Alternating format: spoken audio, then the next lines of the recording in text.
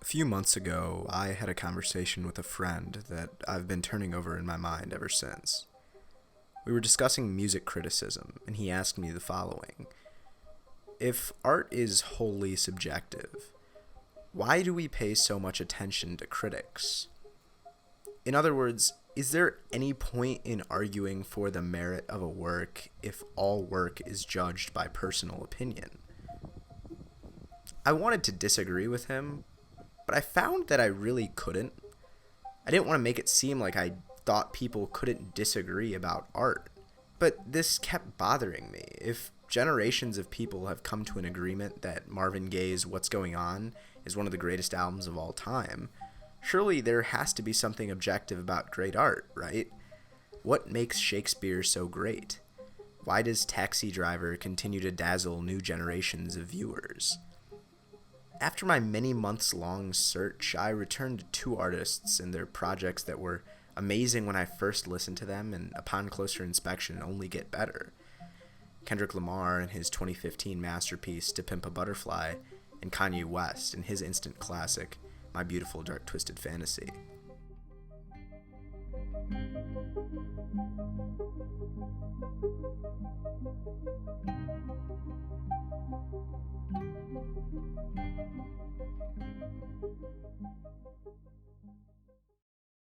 I'll start by saying that I'm not really the smartest guy in the room. My taste in art is still being cultivated, and while that may make me uncultured, the depths of Virginia Woolf's writing, the discomfort that a lot of Charlie Kaufman's films have made me feel, they're just a little too much for me. But I grew up listening to the music of Kendrick and Kanye. Graduation ended up being one of the formative albums of my middle school and high school years, and Damn is probably the first project I remember intentionally listening to on its release date. I think since I'm trying to make this series as unifying, as relatable, as comprehensive to all of you as I can, it makes sense to try to consider artists that we, you and I, share an affinity for. And after spending months listening to nothing but these two LPs, I feel I've arrived at 5 tenets that best describe what makes these projects, and ultimately all great art, worthwhile. This isn't something I've come up with to demean work that doesn't fit my arbitrary criteria. What I think it is a list that can help facilitate conversation. And anyway, what's the point of art if we don't talk about our love for it? 1. Entertainment. This is the most subjective and least intensive part of the process to me. On first listen, first read, first watch, how much did you enjoy the piece? Consider this a metric of the entertainment value. Are you bopping your head? Does the plot of the film have you on the edge of your seat? Does that novel pull your eyes down to the page? If the work's not enjoyable, it can be hard to consider it great.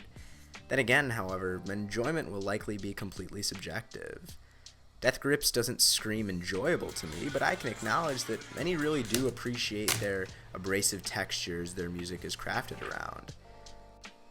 When comparing Twisted Fantasy to Pimp a Butterfly, though, it's obvious that Kanye's project is probably more enjoyable, at least on a popular scale, and at least today. The beats pop 10 years later, and songs from this album are still played in stadiums, clubs, and parties across the country. But that's not to ignore Butterfly's musicality. Sure, it's not an album from which you can pull a song and toss it into a playlist, but it certainly boasts its own enjoyability. The project is built around historically black styles of music, sampling from jazz, blues, and funk. If you grew up on that music, it might be more enjoyable to you. The whole funk thing, that was a little bit before me. I really wasn't feeling it. You know, one of the things that I love about it is that it's so black. Like the soul and the jazz and the funk that you can connect with. Man, you can't get with the funk, man. Like George Clinton, the Peace, man. But enjoyment often runs deeper than just that base level slap quality factor. For listeners with a more refined ear, readers with a love for prose, or filmgoers with an appreciation for cinematography, complexity is an important consideration, and one we can't overlook if we're to assess the quality of great art. 2. Density. Sonically, both projects are almost inconceivably dense.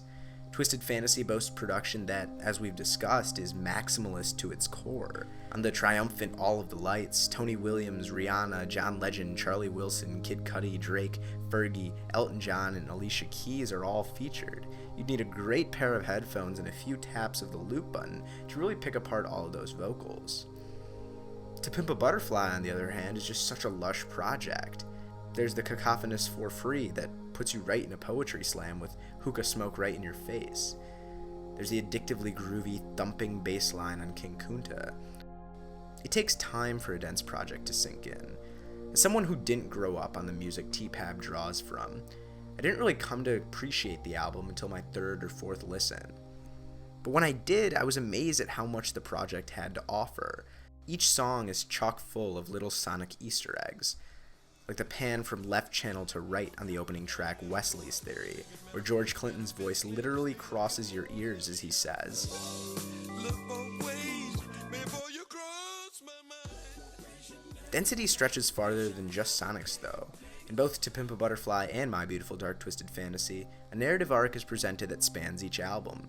Each album functions as both a project of individual songs, as well as a project in which those individual songs contribute to an ongoing story that resolves at the project's close. In To Pimp a Butterfly, that story features Kendrick learning to overcome the imposed cocoon society has historically placed upon black people in the US, and his journey in breaking out of that cocoon and blossoming into a butterfly. In My Beautiful Dark Twisted Fantasy, that storyline is Kanye dealing with the dark desires of fame and wealth. Density means each song can be picked apart not only as contributing to this overall theme, but dissected in its own right. And in that regard, To Pimp a Butterfly is likely the best example of a thematically dense album I've ever listened to. Every song is told from a unique perspective, each packed to the brim with intricate poetry. Institutionalized tells the story of Kendrick's friend struggling to get out of the mindset that Compton has impressed on him. Complexion takes the perspective of an enslaved person in love with a woman lighter skinned than him.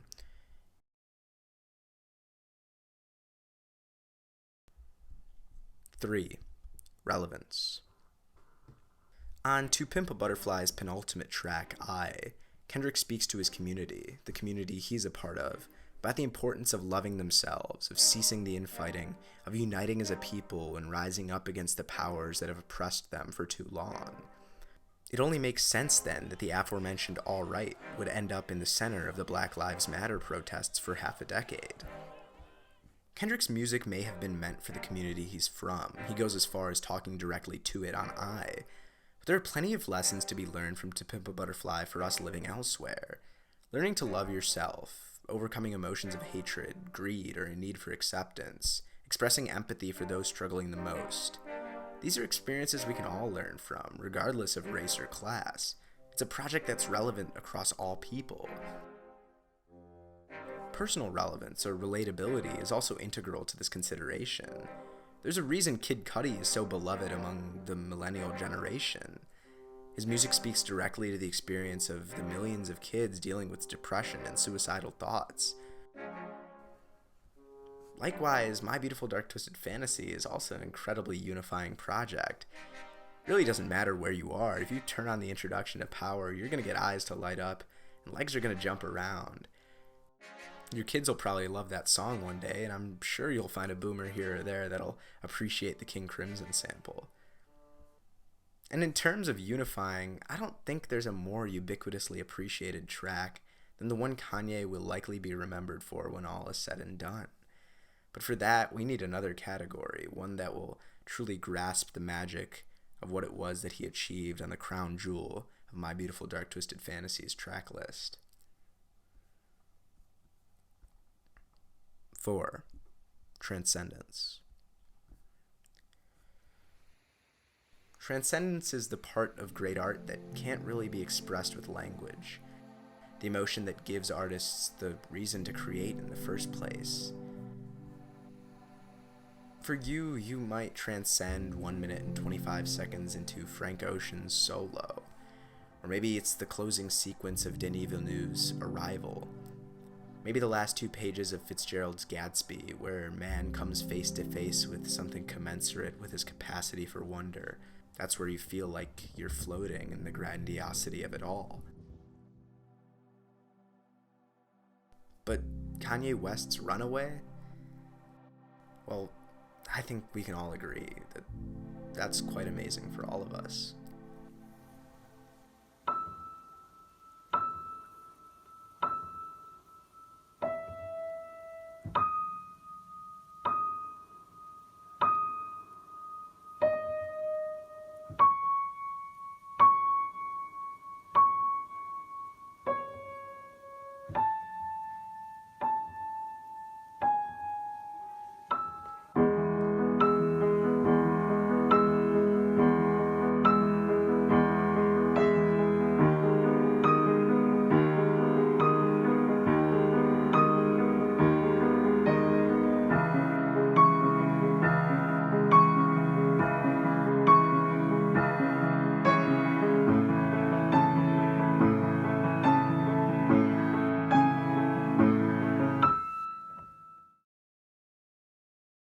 I've argued for the longest time that this song isn't all that amazing, that lyrically it pales in comparison to other entries in Ye's discography. But I've come to the conclusion that none of that really matters. Author John Green made me reevaluate the whole endeavor of critique in his video, How I Read and Why. I don't read to discover what's wrong with a story, although there are many somethings wrong with every story. I read to be moved, in every sense of the word, to go to places I haven't been and to glimpse worlds I otherwise couldn't see, including the worlds deep within myself. And critics, whether in the New York Times or on Goodreads, can help us to discover the books that will move us and also give us a framework through which to think about them. So I think what we mean when we say a book is quote-unquote good is that it's worth our attention. Maybe Runaway doesn't technically stand up to other songs in what it achieves, but if you've been there, floating alongside Kanye's voice to the sacred spaces that the best of art helps us get to, then it doesn't really matter, does it? But sometimes it's more than just a single moment. Sometimes it's the experience of setting a work down, of internalizing what it is that you've just felt. It's the realization of a work's ability to function in perfect harmony. 5. Cohesion.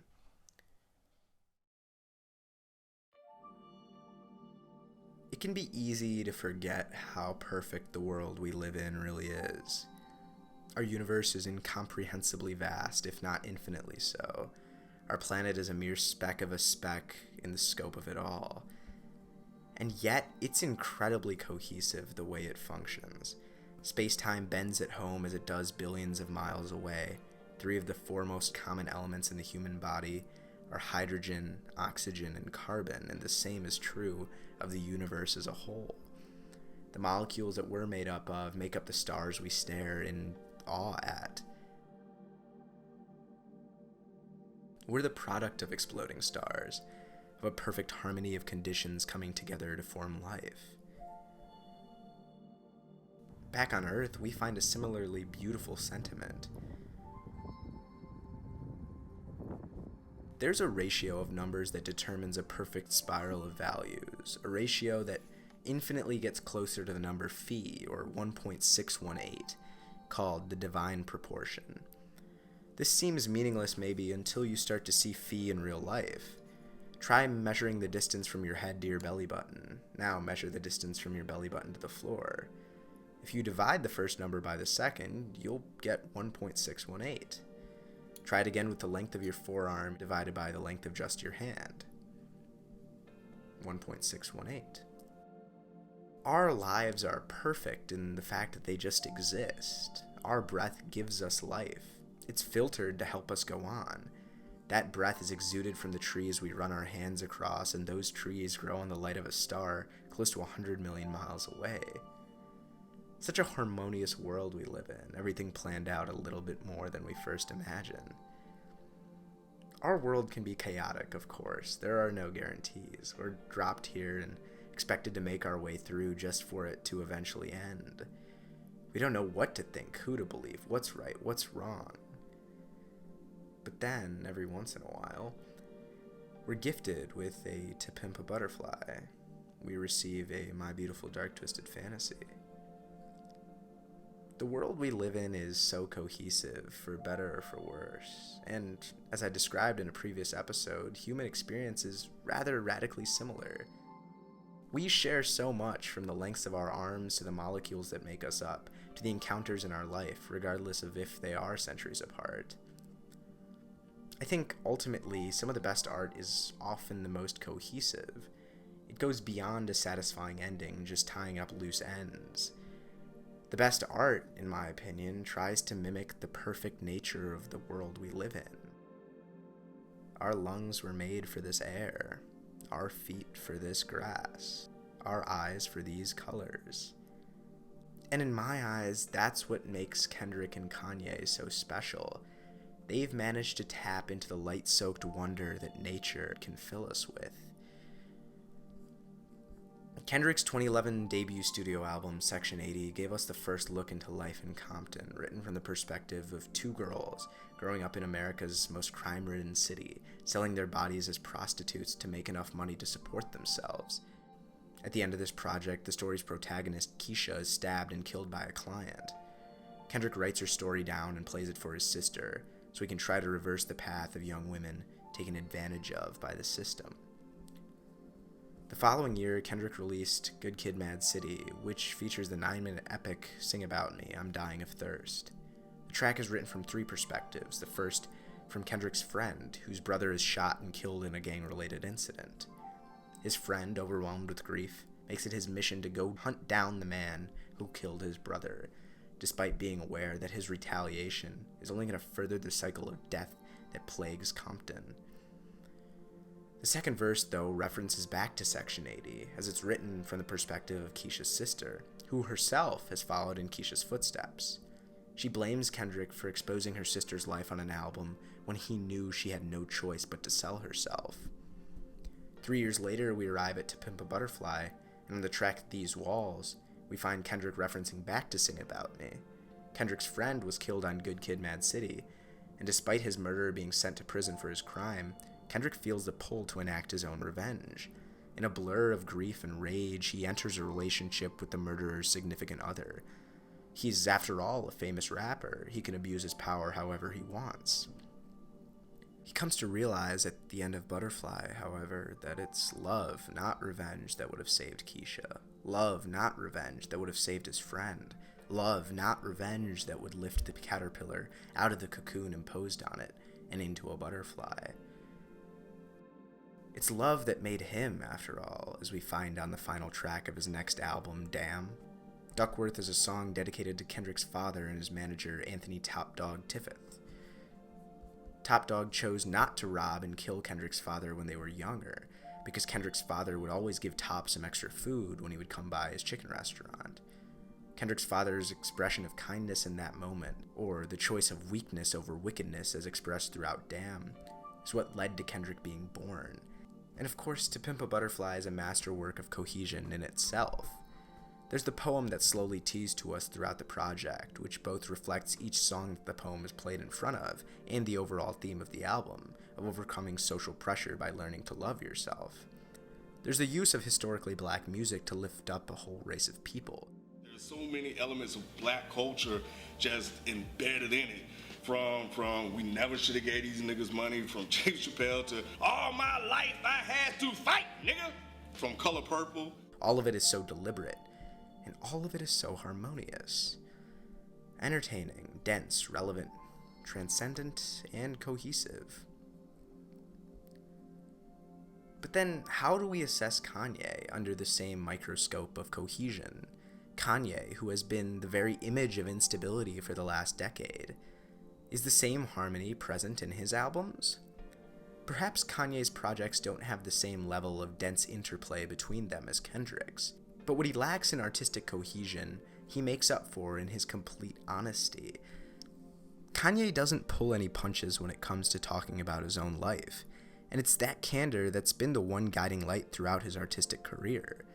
When his mother tragically passed away, he released 808s and Heartbreak. It's a project that wholly reflected his life, a project dedicated to the loss of his best friend and closest ally through his career until that point.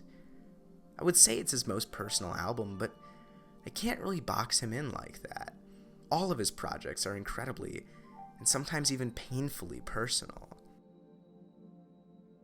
And then we arrive at his most critically acclaimed album, an album he dubbed a backhanded apology to the industry for the incident at the 2009 VMAs. Dark Twisted Fantasy saw Ye address for the first time a theme that would carry through his next 4 projects, the difficulty of choice between his family and his fame. With his family came his faith, and with the fame came the pitfalls of opulence. Across Yeezus, The Life of Pablo, Ye, and Kids See Ghosts, these messages are made to be the central struggle of his life, coupled with his mental illness that was in part fueled by this conflict. He can't seem to pull himself away from the fame until Jesus is King and Donda are released, and he fully adopts the Christian God as his guiding light out of his mental turmoil. And we were there to see all of it. Kanye poured all of himself into these albums.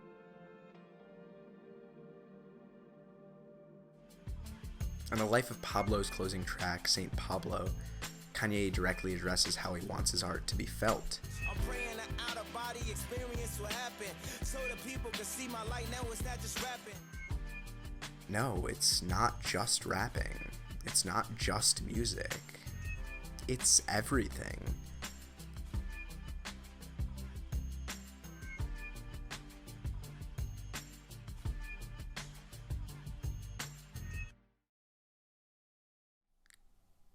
I present to you this list of tenets not as a metric to judge art with. I give it to you so that next time someone tells you they enjoyed a project, you take a moment to appreciate it. And you ask yourself, what did that person find so beautiful about this? You'll learn a little bit more maybe about that person.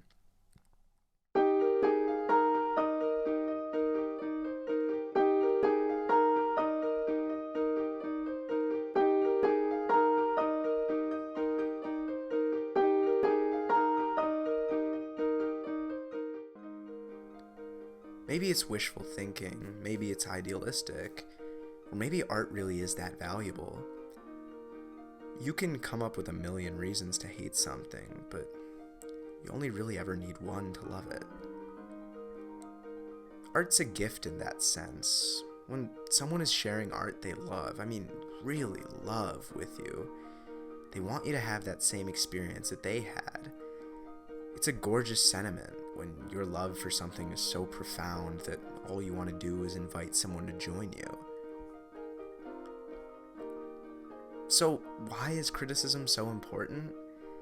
Because at its core, criticism is inviting someone into your brain. It's the act of sharing your love with another. So I don't think criticism has as much to do with the art itself as it does with the person consuming it. After all, you and me, we're not that different. I look forward to finding out what it is that makes you lose track of time, what pulls you up to the heavens. You can trust I'll do the same.